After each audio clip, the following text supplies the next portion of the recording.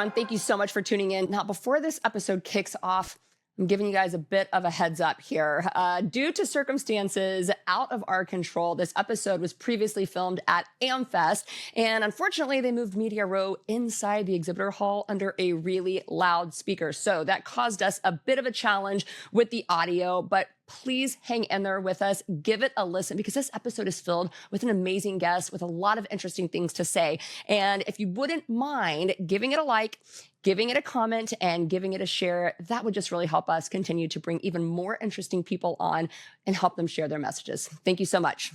So everybody, we are here with Pastor John Amanchukwu, who is known as the book banning pastor.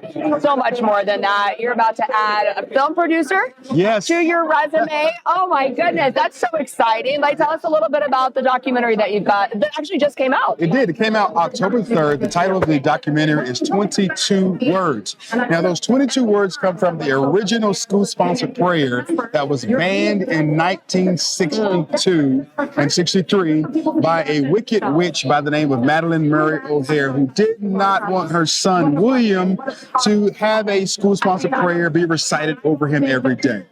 The school-sponsored prayer is simple. It says, Almighty God, we acknowledge our dependence upon Thee, and we beg Thy blessings upon us, our parents, our teachers, and our country. There are 22 words in that prayer, hence the name of the documentary, 22 Words. Wow. And so in this documentary, I bring alongside me people like David Barton, Bill Federer, renowned historians, Kirk Cameron, I have Bishop Patrick Lanewood Sr., so many others, Jessica Tapia. The list goes on and on and on. It details my national school board tour where I've traveled to school board meetings fighting for children, talking about gender theory and queer theory and critical race theory. I've now traveled to 18 states speaking up for kids, amassed over 300 million views. We've been able to flip numerous school boards, remove dozens of pornographic books, strike down transgender policies. Man. The work continues. It does. Well, it's never ending. And I've actually been really excited to interview you because I wanted to know, traditionally, the dads have not been involved. The men have not been involved in what it actually, we can all be guilty of not really knowing what's going on in our schools or the books that are being available to our children. So how did you, as a dad, what was the turning point for you that decided that's it, I'm getting involved? It's time for the men to step up. Well, you know, the mama bears have done their job. Right? Hats off to every mama bear out there. Kisses and hugs to all of you. Those of you who burn the midnight oil, you get up first thing in the morning. You can barely enjoy a peaceful moment because you're worried about something else that you have to do. Okay? Thank you, mama bears. But to the papa bears out there who are sitting on the couch or just hanging out in the gym or working in the yard all day long, but you're not speaking up to defend the family, that needs to stop. We have this thing called a nuclear family, which the Black Lives Matters movement wanted to destroy. That's why I hated them with a perfect hatred. They wanted to destroy the nuclear family. The male-female dynamic where God allows the male and the female to come together and to be fruitful and multiply. Dads are needed now more than ever. We have men who are competing in women's sports. What would happen if the dads would say, you know what, my baby girl is not going to be defrauded by a guy with a penis who wants to jump in a swimming pool and race against my daughter?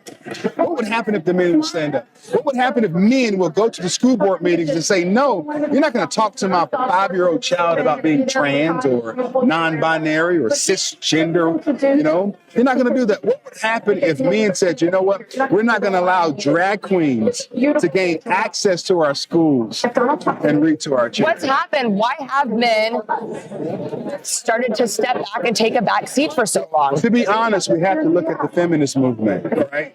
Many feminists have neutered the voice of men in America. You know, today men are perplexed. They don't know what kind of man to be. If you are outgoing, outspoken, aggressive and assertive, they put you in the box of being, you know, toxic masculine, right? Toxic masculinity, they call it.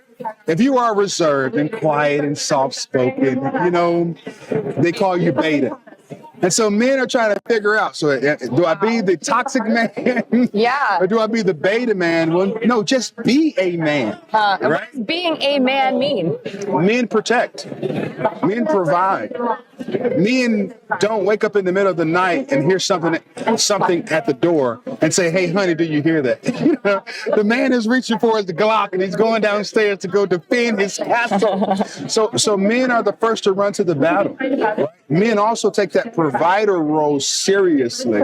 I take that seriously for my family. I want to be the main breadwinner, right? I may not be the sole breadwinner, but I want to be the main one providing for my children, making it easy for my wife.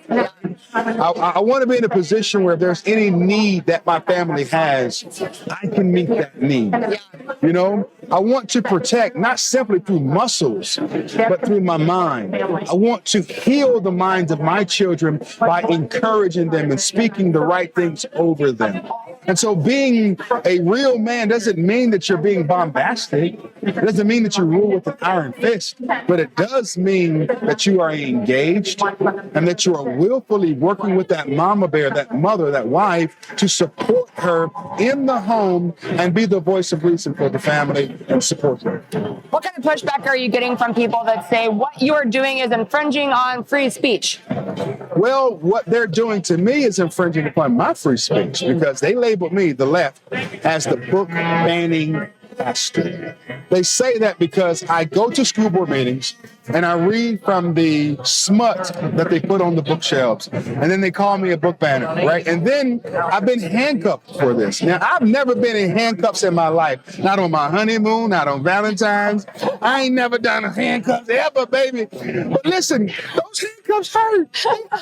They hurt.